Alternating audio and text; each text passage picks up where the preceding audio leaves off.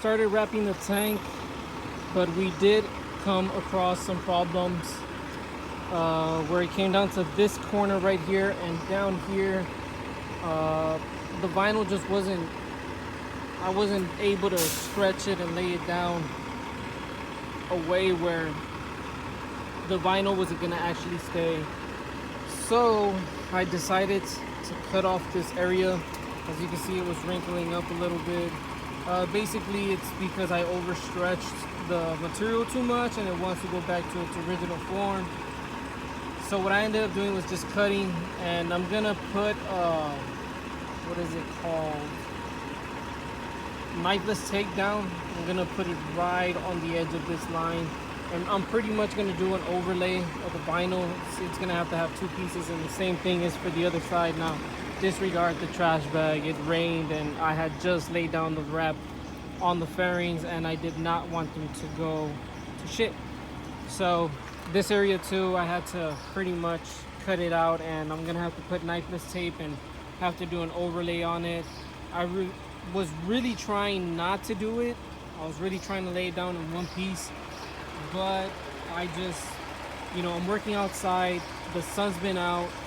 It was heating the material too much, more than my liking, and I wasn't able to actually lay it down the way I wanted to. So to avoid having more wrinkles and avoid the vinyl eventually wanting to fail on this area right here, I decided to just go with 2 overlays on the side of the tank. Either way, I don't think people are going to be too focused on it. So let's continue doing it.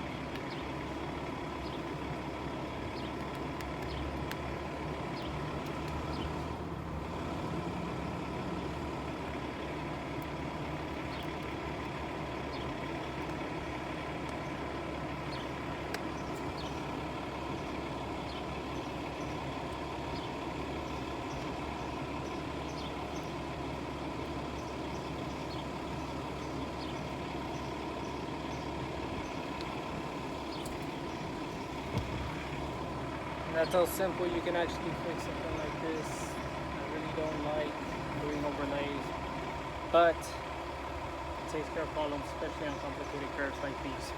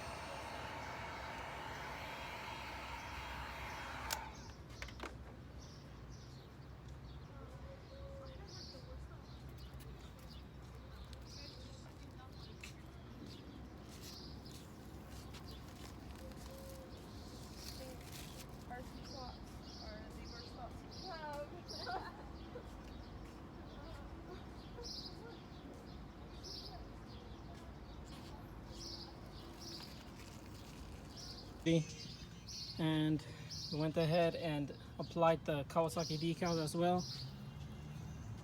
Applied them on both sides. Now, all the decals on the bike are actually carbon fiber, so I went ahead and made sure that the Kawasaki decal matched. Because we do have carbon fiber up here, and we also have carbon fiber right there. So, along with the Ninja decal, the only difference is that the Ninja decal is actually outlined with a matte black light. It's just a regular LED light. Now it does have integrated blinkers with it, but I already have these, so I'm just gonna wire these up. But as far as the wiring, that's for our brake light. Brake light. That's gonna be for our license plate light. So basically red with red and black is gonna go with the black and yellow. Now as far as wiring up that LED brake light, technically the red wire is going to go with the white wire. Your blue wire is actually going to connect to your red wire, and you're going to have to connect your ground. Now as far as the green and blue wire on the harness, those actually go for your blinkers.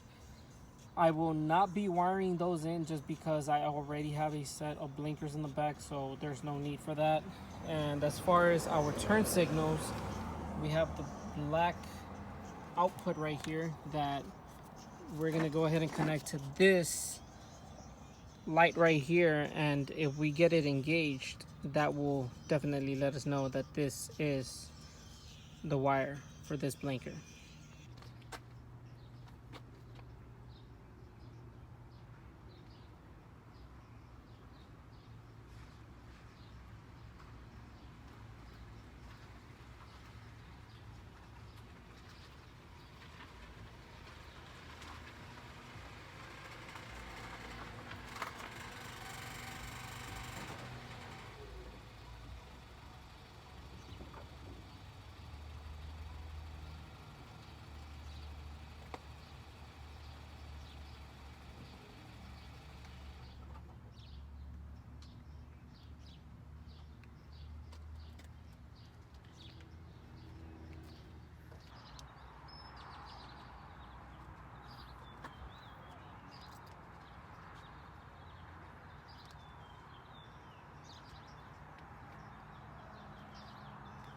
Up our complete signals.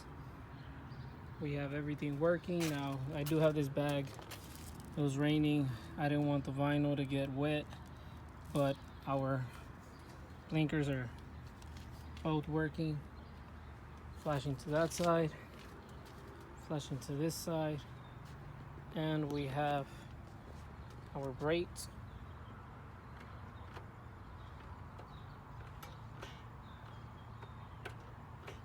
They're working. So I'm gonna go ahead and just leave it like that. That is definitely gonna conclude the ending of this.